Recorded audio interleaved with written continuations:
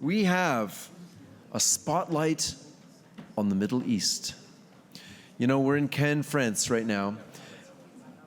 Oh, sorry, what? Okay, we're good. I'm going to sit. So, if you guys would just get a microphone, I'm just going to quickly introduce you guys, and then if you could just say who you are. Yeah, here's some microphones here. There's one. Yeah, there we go. Perfect. Okay. Yeah, perfect. So we'll start on this end here. Lord Carmen Villani. Is that how I say it, Villani? Yeah. Would you just introduce yourself quickly and explain to everybody here what is your role and what is your role in the Middle East? Because it. Yes. Oh, a little double check here. Let's get some microphones working.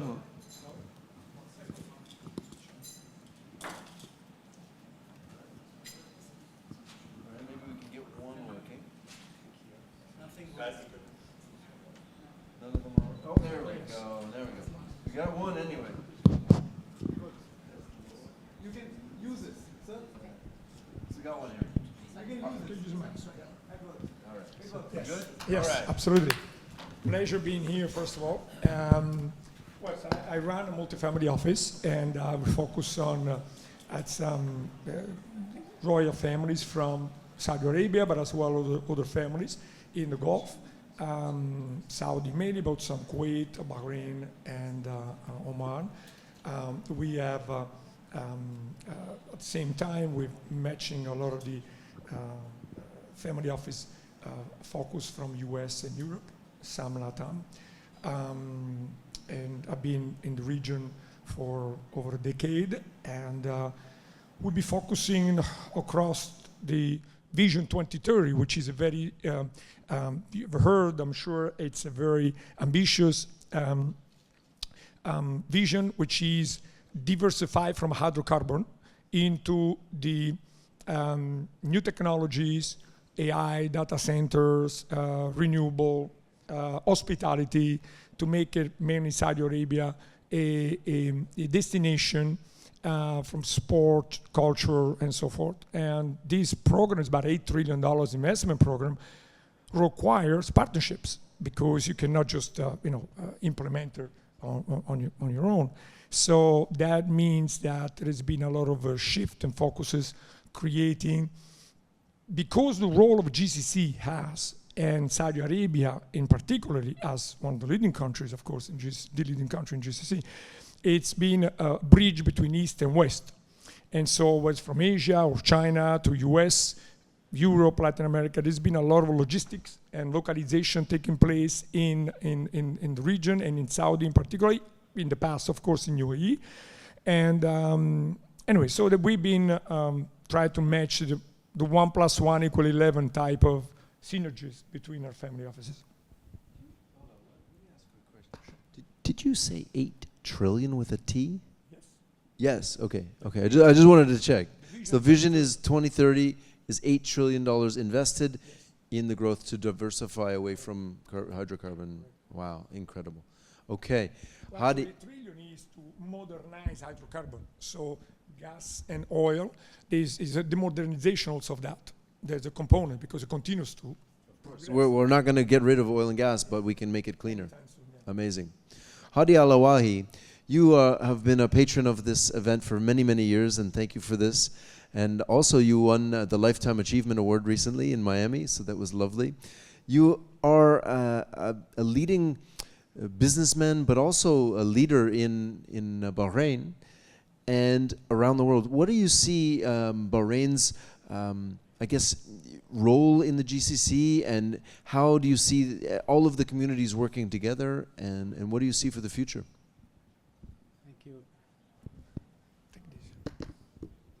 Thank you very much.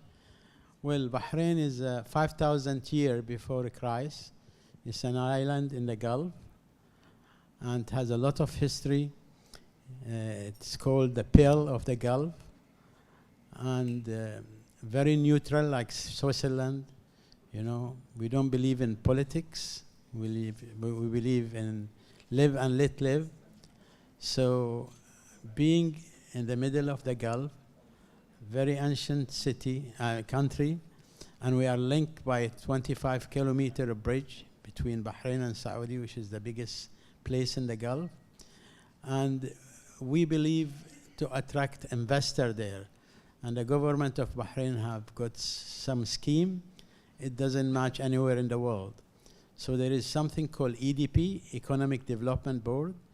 It will pave the way for you to come to Bahrain. It will even tell you where you can cut your hair, you know, if you want.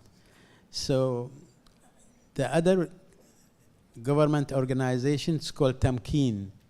And if you translate it to English, it means empowerment. It empowers your business. They'll give you a scheme. Okay, for 3 years, they'll pay the salary of your employee if you come and set up your business in Bahrain. And they will give you a grant of up to $100,000 free to set up your business, marketing, brochures, any furniture. And the second thing, they will also train your employee. But the employee has to be local, you know. So Bahrainization is very important for this organization. They will send them wherever you want to be trained. They pay for their salary, training, living expense, traveling expense. So if you go and you just put Economic Development Board or EDP.com, that's the start where it will pave the way for you to start. And the second one, Tamkeen.com, TAMKEEN.com, and that will tell you why Bahrain is different than any other in the Gulf. And then it's only 1.5 million people, 750 local, 750 expatriate, and Bahrain has the highest per capita PhD holder in the world. With 750,000, we have 39,550 PhD holder. So if you take America, maybe 300 million, maybe there is 10 million PhD holders. So please welcome to Bahrain. We will put a red carpet for you to come. It might turn to green later on for you to go.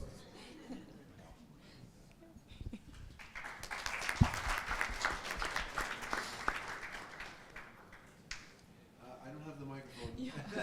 Sorry. Can you fix something about this microphone, please? All right, well, we're going to... Oh, there we go. Now we've got them all working. Perfect. So, Melentina Marcus, you're the ambassador for the Romanian community in Dubai.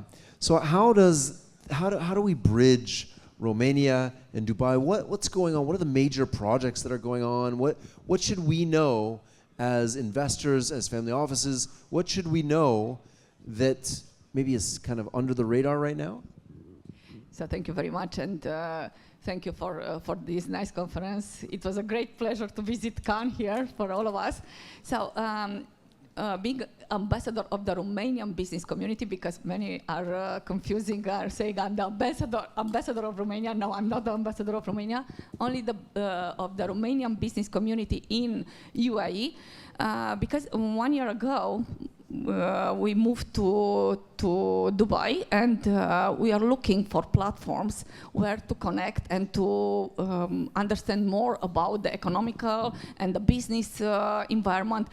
It was a little bit difficult and to understand, and one of the mistakes I have done, and I've seen many are doing, is we are coming with the Western mentality.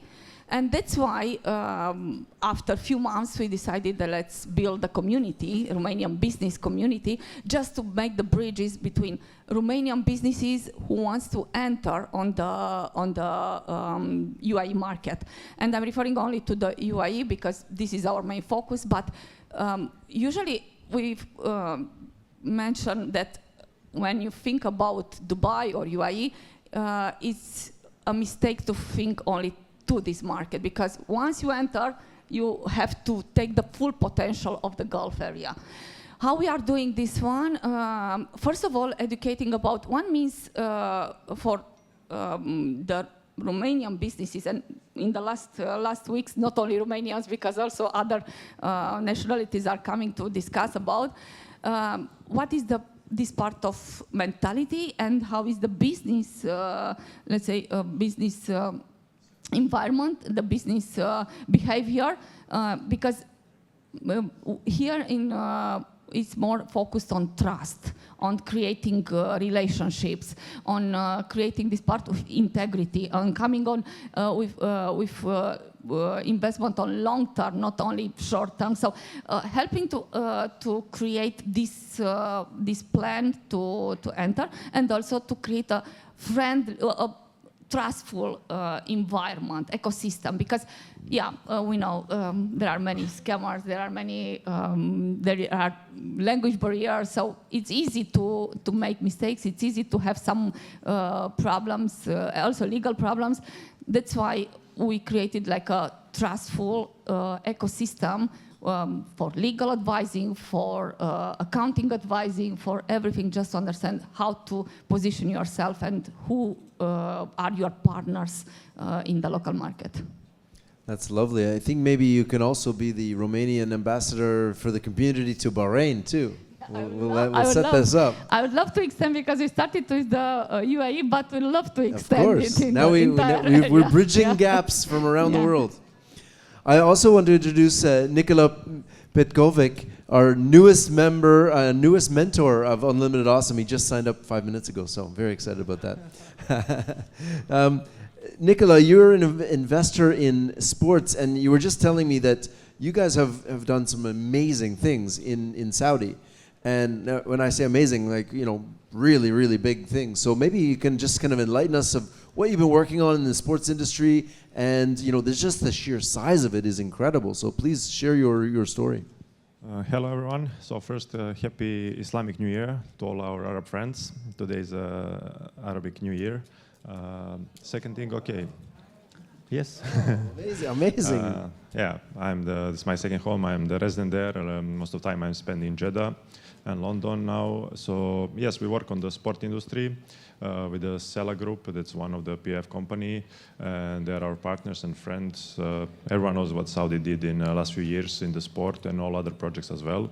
But the sport is maybe key because of the marketing and you know, the all world looking like, example, Cristiano Ronaldo. When they bring him 2.5 years ago, he made big impact in the country. In the first 6 months of his arrival, the Saudi tourism grew 2,000. It's officially, so it's an insane number. And now they sign new contract with him for 2 years, next 2 years, for 400 million net. Okay, it's including salary and all these things that he's doing for the Saudi Vision 2030 and Saudi World Cup 2034. They will be hosted in Saudi Arabia. We are investing in the tournament, in sponsorship deals. We're trying to bring so many nice events there. Also, we have His Excellency Turki Al-Sheikh. He's a great guy who changed the boxing. The boxing was actually for the poor, how they call, but now it's elite sport. But it's all coming from Saudi. And I think that through the sport, so many investors come to Saudi because, you know, everyone heard, okay, this guy is coming. This what happening in that country, and it's really a huge country, the biggest country in the Gulf, yes, with population of 35 million people.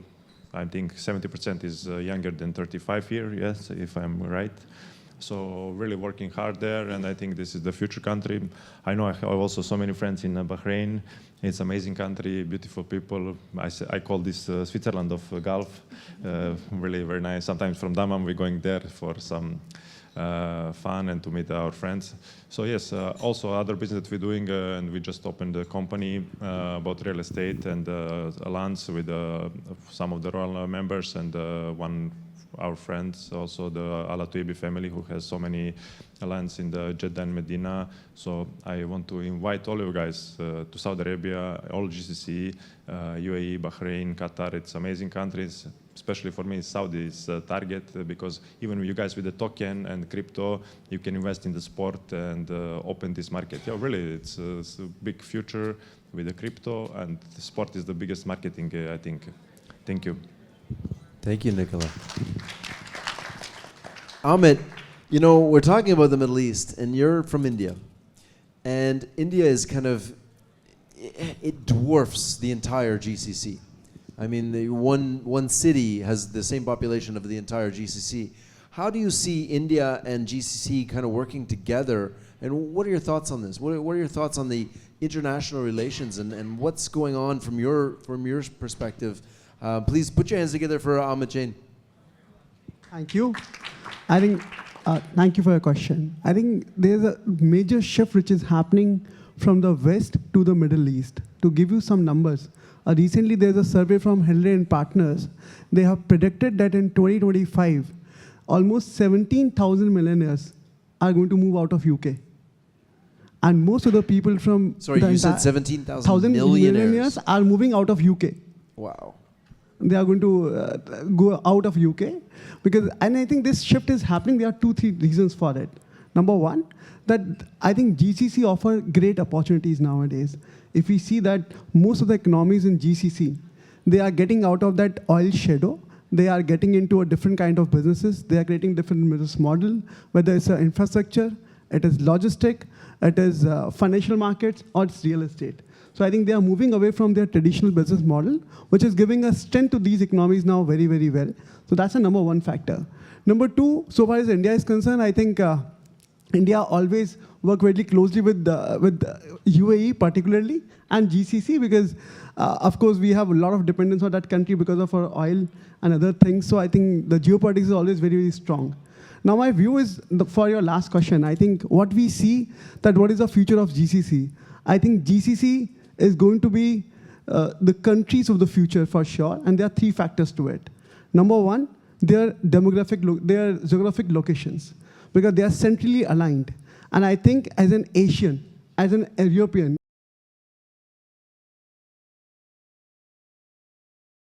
they would look forward for a good lifestyle, which you can find in good GCC. They look forward for safety, you'll find in GCC. You'll find the career opportunities, you'll find in GCC. And of course, above all, you have a complete life circle, number one. Number two, you have a lot of tax breaks. So there is no income tax in UAE, which is a great puller for that country. Forget about income tax. There is no even capital gain tax. So what I earn from my income, there is no tax on that as well, which actually pulls the talent from the world to UAE. So I think these 2 factors are the major factor where we see that GCC is going to be the future of the world.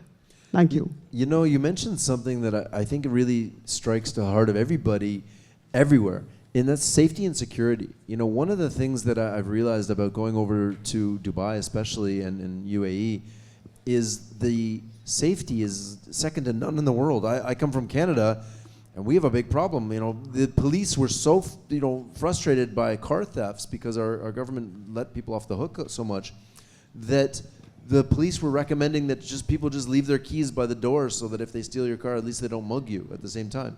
This is insane. And when I go over to, the first time I went to Dubai, people are like, no, don't worry, you can leave your phone on the table or you can leave your computer. I thought they were joking. But this is a big factor. Safety, security, and also the lack of taxes. This is a massive opportunity for people to not only grow their wealth, but also enjoy life a little bit better and knowing that they're not going to be mugged or everything. I had some people say, what about women's rights and this? These are all changed. It's a completely different place over there. And I'm really grateful to see it go there because, a decade ago in Saudi anyway, women couldn't drive and there was some oppression. But it's completely flipped upside down now. And now in UAE especially, they have over 50% of women in government roles, which is incredible. So I think that deserves a round of applause. Absolutely. I'll just add a comment. So the most important 2 things in life, which people, they don't appreciate it till they lose it. Health and security, safety. So in all over the Gulf, there are cameras, AI. If you put your bag in your car and the window is open and anybody steal it, you'll find it in millisecond through the AI camera. So safety, security, and also healthy country. We take care so much about environment and pollution. This is the mentality that we need all over the world, and I think Western countries have had it so good for so long that they, it's kind of reverted back a bit. Moving over to Oliver Van Wolf, you're from Germany, and you're bringing a unique perspective of Europe over to GCC. What are you seeing with what you're working on? Yeah, thank you very much. So I'm 26 years in the UAE, so quite long. I have more with the UAE as with Germany left at the end. So we are one of the top legal and M&A boutiques in the UAE. We're doing a lot of family office restructuring. So if you talk about UAE or Middle East, that's already a big opposite. And there's also like GCC in the middle. So what we see in the region between UAE and GCC is already a very diversified ecosystem, not only economy-wise, also, let's say, legally-wise from the regulation side. If you look to Bahrain, they have done an amazing regulation about digital assets, for example. Dubai tried to follow it. Saudi Arabia is behind. We have an ecosystem, Dubai outside, inside, Saudi Arabia is inside, outside, so it's very diversified. So it means principle for people who want to come to the region, and let's forget for the moment the Middle East getting even more diversified with the upcoming like markets in Morocco, for example, yeah, or Tunisia. So, but if you just look at these two countries, it's amazing opportunities which you get there. And Amir, you just mentioned it. I mean, we had like 50,000 millionaires only moving last year to the UAE. That's one of the most prospective ecosystem financially, innovation-wise, at the moment in the world. And I always saying, and I'm comparing, yeah, the 80s were the time of the US, yeah, so this is the time of the UAE, yeah, and I'm very proud and happy to be part of this great developing. And I have principally seen the transformation, yeah, from 99 to today, 26 years, and it's just amazing what's going on there. It truly is amazing.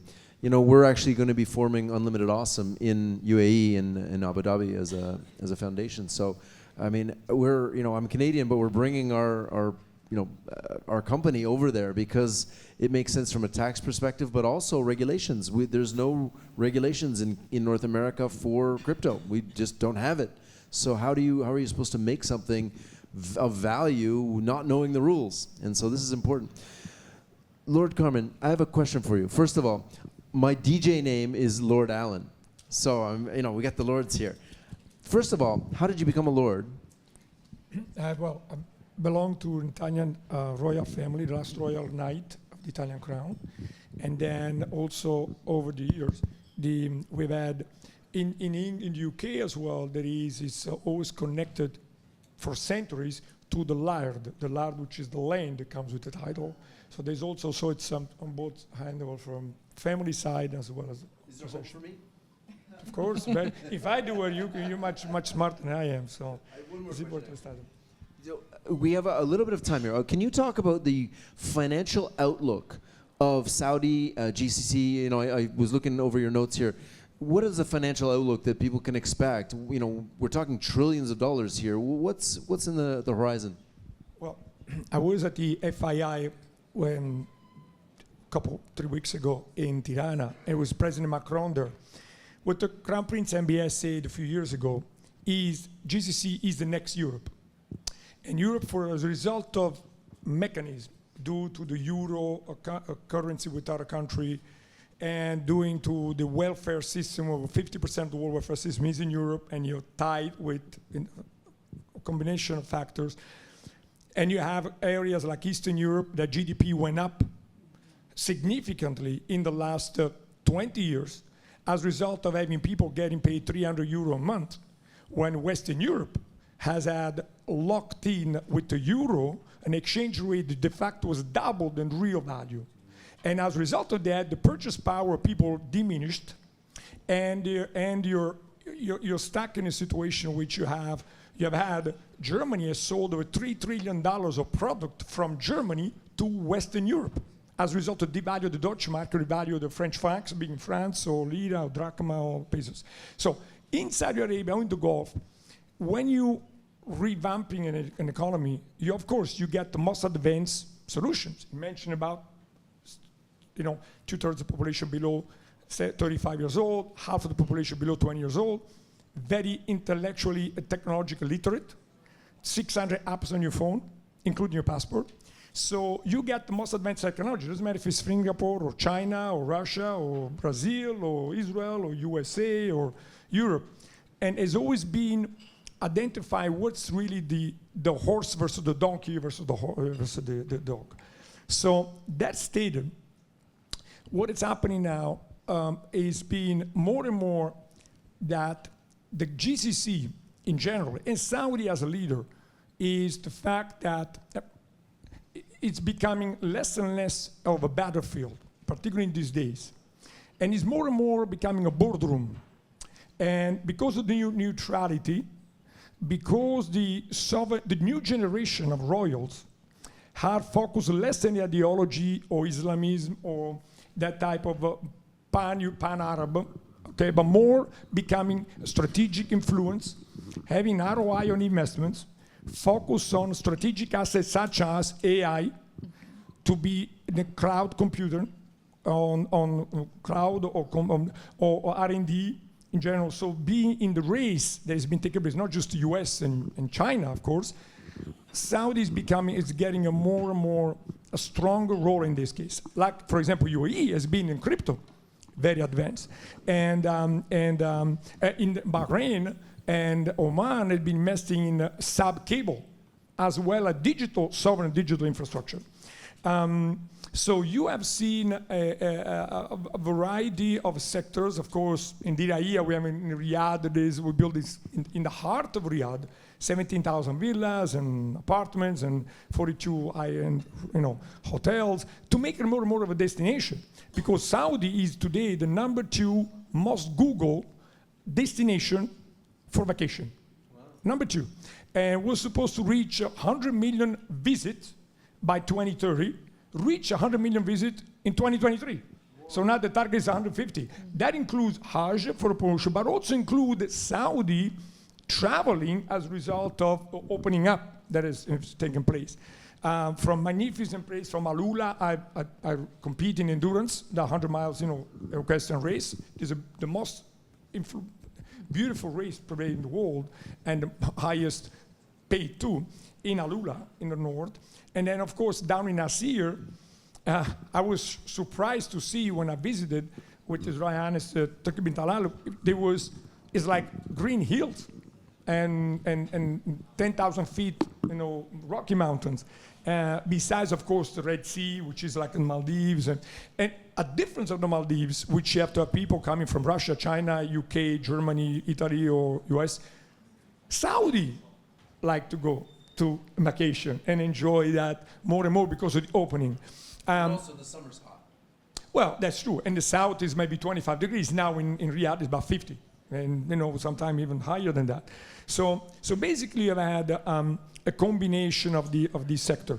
Now, with President Trump visiting, is accelerating this process to focus less on ideology, less on democratic or military aspect, but focusing more on pragmatic relationship, pragmatic partnerships throughout the region. And, so that's part of the answer. Hadi, actually, would you just give us a quick overview of what are the financial opportunities that exist in Bahrain right now and also GCC? Just very quickly, what are the big top things that come to mind? Well, very simply, we have about 300 international banks in Bahrain. And by the law of our central bank, they have to put 10% of their capital in the central bank. So there is about $1.2 trillion in the central bank in Bahrain. Shows you the stability. And they pay only 2% to these banks, back as an interest rate. But they deploy this money to make more money and put it in Tamkeen, where I told you there is a scheme to help you to come and invest in Bahrain and the training of the local people in Bahrain. So today the world is a two-way communication. Like now I am looking at you all. None of you can see in the back because you don't have eyes. And us here, we don't have eyes in the back. So if I tell you what is behind and you tell us what is behind, we have this two-way communication. And that's what Bahrain is. They listen, they try to help people. And above all, as I told you in the beginning, it's a neutral country like Switzerland. Thank you. Thank you. Melentina, just quickly, what are the financial opportunities? What are the real opportunities that Romania and the bridge between the two countries or the two areas? What are the immediate things that come to mind? Okay, so between two countries and the bridging for the UAE, and I was discussing last weeks because I launched also a podcast, Business Talks with Impact, showing exactly what is the real opportunities, inviting experts, inviting success stories, just to show them and just to have very quickly connections and very quickly access to information, because it's difficult in our time who you believe and who you can trust. And one of the discussion was, okay, what is one of our guests was from the consulate, Romanian consulate in Dubai, and discussing about which are the opportunities, which are the domains, because everyone is asking what is the best business, what is working. Everything what is innovative. So it's a big financial opportunity for if you have a domain and you have something innovative. Of course, AI, also wellness, because you know Emirates and Dubai have the AI ministry has happiness ministry. So basically what you're saying is innovation. Innovation makes and if you come with innovation and integrity, I think you have the open doors. Innovation and integrity. Yes. Amazing. I think this are open, and UAE, and not only UAE, the Middle East are opening the doors for you.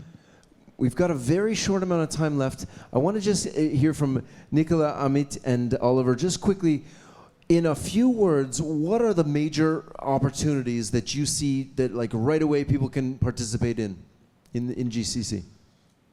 First of all, I think, like Crown Prince said, and Lord Villani now said as well, GCC is the new Europe, and it's growing very fast, and Europe is actually focused on politics, and GCC focused on the business and growth on the other ways. So I think it's the right time to invest there. Anyway, UAE is actually, Dubai is a bit close because so many people is already there. It's already 15 years of investment from all over the world, but Saudi Arabia can be really a big step for everyone because they still need many things and they're open for everyone. So for me, I think the biggest opportunity we see in GCC is into investments, because of there's no capital gain tax for us. So even we are exploring option to shift our family office from Mumbai to Dubai, so that at least we can have that tax benefit and we can cultivate that. That is one. Number two, apart from that, I think whenever there is an economy which is growing, you have a lot of opportunities come in infrastructure, it comes in real estate, it comes in technology. And I think Dubai and the Gulf has that talent, because the talent pool is coming from entire Asia and Europe. Because Europe, I have observed very closely. This is my second month in row I'm spending in Europe. The last 2 months I'm studying Europe, each city, each country I'm going in. And I find there's a cultural shift which is happening in Europe. And for that, to find out a growth, the next generation is moving out of Europe to get better opportunity either in US or in Gulf. So that opportunity of talent, I think you will find a lot of talent in Gulf moving into it. And subsequently, it will create a lot of startup ecosystem. So these are the 4 opportunities we believe can be great for us. Incredible. Thank you. So the question was about how to make money in a short term. So I try to keep it short. So for Saudi, it's principle not to look what is their vision for the next 20 years. They have a need at the moment, most likely to fulfill their visions. In construction, electricity, they're looking for transformators, they're looking for digging machines, all this kind of stuff. So that's the moment to sell to them. From a Dubai side, the UAE side, they're always running behind some topics. We had crypto, metaverse, NFTs, and so on. The next trend for the UAE, also from a legal and regulatory perspective, will be IP addresses.